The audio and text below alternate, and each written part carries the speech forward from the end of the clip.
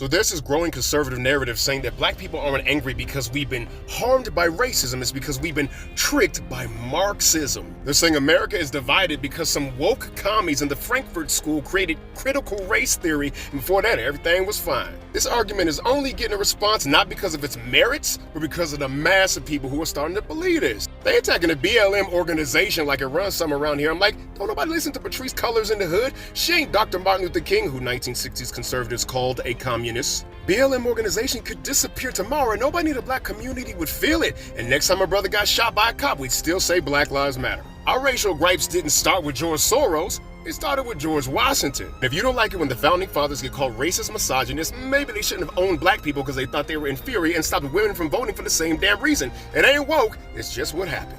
So since Marx is the cause of America's racial problems, how did he get those Africans to Jamestown in 1619, 200 years before he was born?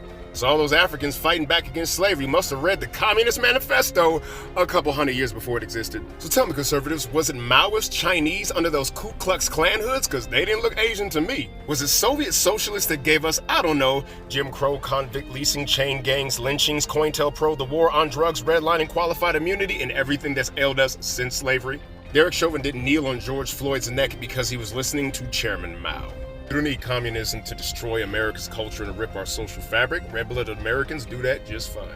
Behind every destructive wedge issue in this country, you will find either a lobbyist or a corporation profiting from it somewhere. See, communism looks more evil when capitalists count the bodies, but if you count the bodies behind capitalism, whoo, you have a whole lot more. They'd just be a whole lot darker. See, capitalism's real daddy is colonialism, and its baby is the globalist agenda. Right, conservatives, globalism is not communist, it's capitalist authoritarianism, run them up. And everybody who tried to tell you that capitalism's roots were slavery, you called them a communist. And here it is turning the whole damn planet into a plantation. So when Klaus Schwab said you will own nothing and be happy, that ain't Marxist. That's what masters said to their slaves. Since this system is the golden calf, you're not allowed to question. You voted to deregulate this and free market that and individual liberties this, and now these billionaires can't be checked. And when regular people push back against the globalist agenda, that's actually Marxist class warfare on a global scale. You prove this point. To be clear, I do believe in the Cold War, the communists would have looked for fractures in our culture, and it's America's fault for giving them this racism to work with.